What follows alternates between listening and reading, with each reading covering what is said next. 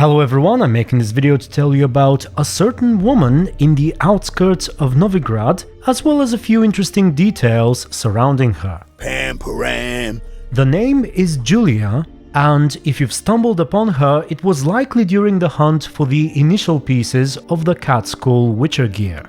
And you've probably noticed that she does indeed have a lot of cats inside and around her house. If you've watched this video, you should already know that your Potestaquisitor will be going wild if you try it here. Getting warmer. Warmer. Hot. Damn cat. There are even people on the other side of the neighborhood talking about her and her cats, as well as rumors of a treasure. Look at this! Just look! Her cats have pissed all over my wash again. They're a scourge, that Julia and her furry friends. So break a bottle, mix the shards with some fish and set it out for them.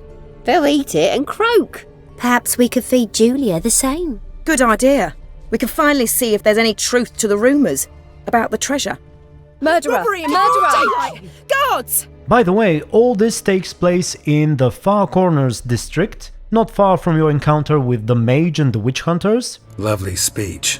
Almost set my tail wagging. But back to Julia. The part about the treasure is partially true, I suppose. She was indeed a member of a treasure hunting crew who ventured inside the caves beneath Temple Isle in search of something valuable, but sadly they met a terrible end.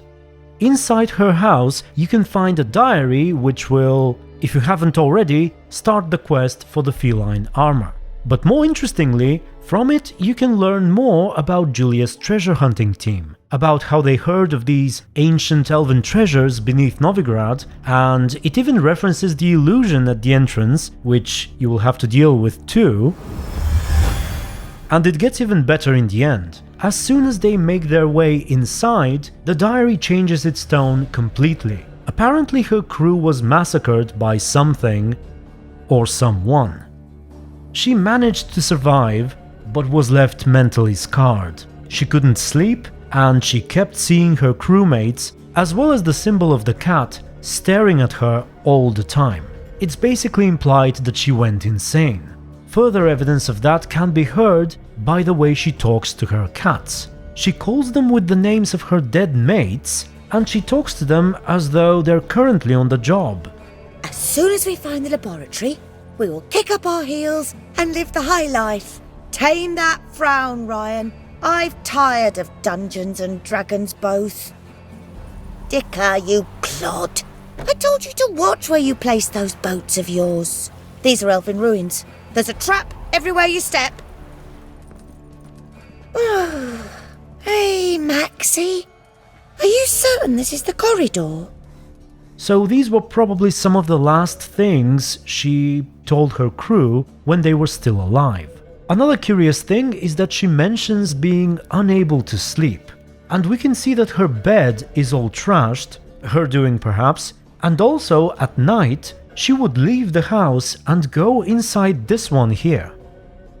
She'll stand there most of the night and then return home in the morning. I'm not exactly sure what she's doing, but she's certainly not going to bed, unlike many of the other NPCs around. Now, I mentioned that she refers to her cats as though they are her dead friends. However, I've heard a theory from some of you guys who messaged me suggesting that perhaps her crew was actually turned into cats. I will admit that's never crossed my mind, but I suppose there are a few things that we can use as evidence to support that, and for that we'll have to go inside the cave itself. Now, for those of you who don't know, this is where the mage, Ireneus Var Steingard, or however it's pronounced, kidnapped and extensively tortured and experimented on a witcher from the School of the Cat. No good, no evil, only pain. We actually have to kill that witcher, or what's left of him, to get some of the diagrams for the cat school gear. And from the mage's notes, we can learn a few interesting things, such as that apparently the School of the Cat has elven roots, Enshe more specifically. The statue in front of which the witcher is meditating could be indicative of that as well. Additionally, when you hunt for the rest of the feline items, it is revealed through other notes that the gear itself is also of Elven origin, or at least inspired by Elven weaponry and armor.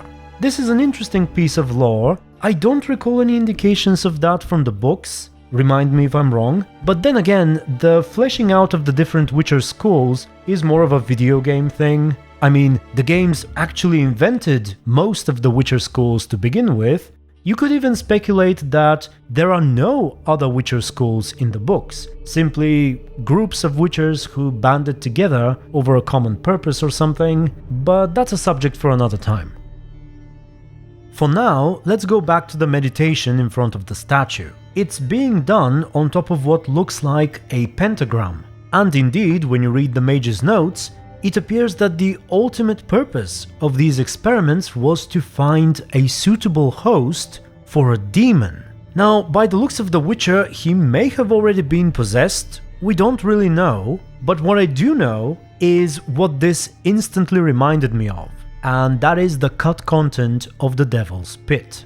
I talked about it more extensively in this video, you can go have a look if you haven't watched it, but basically there was an entire subplot which did not make it into the final release of the game, and it involved experiments on people as well as demonology, and all of that was performed by a renegade Nilfgaardian in the Devil's Pit. Now again, we have a mention here of summoning demons. Again, it is being done by someone who sounds like a Nilfgaardian mage, so the two may have been connected at some point. Also, as far as I can tell, the fate of the mage is unknown. We have no evidence of his death, no corpses that I can find. In fact, some of the people who messaged me suggested that he may have turned Julia's crew into cats. And going back to them, even though I find it more likely that they were massacred by the crazed Witcher, still, their corpses cannot be found anywhere. Now, you might say that they simply forgot to put some skeletons into place. However, they did actually take the time to put a couple of relevant corpses around, as well as their ghosts. Other than the main laboratory, there are two more sections of the cave, one with the statues and another one behind a destructible wall. On each of these locations there is a single skeleton which, when disturbed, summons a wraith, likely the ghost of the person who died. In the room with the statues, we have the corpse of what seems to have been an assistant to the mage, who was performing experiments on drowners here. In fact, after solving the puzzle, we find that the sealed pool is actually a drowner aquarium of sorts. Oh, actually, wait. The body of the man is on the bottom of the pool, so the ghost appears when you investigate his blood up there, not his body. Strange. But that's probably where he was killed before he was thrown down.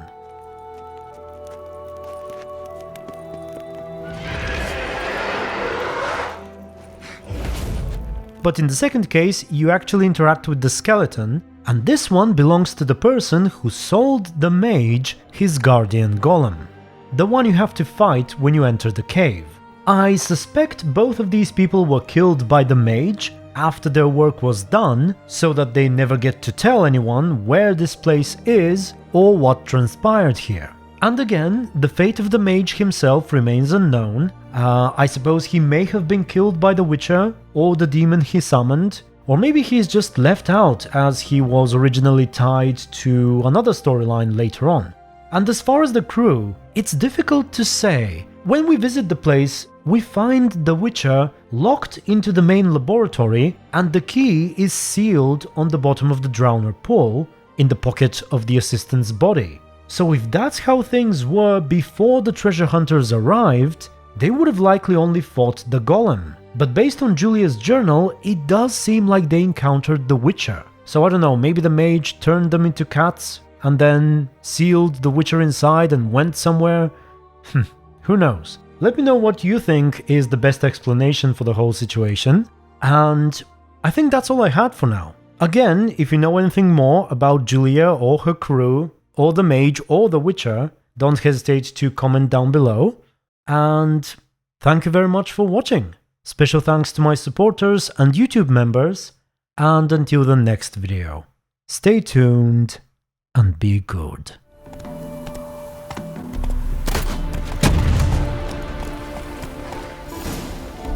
Bad idea.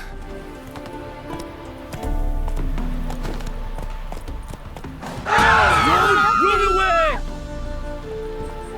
Bad idea.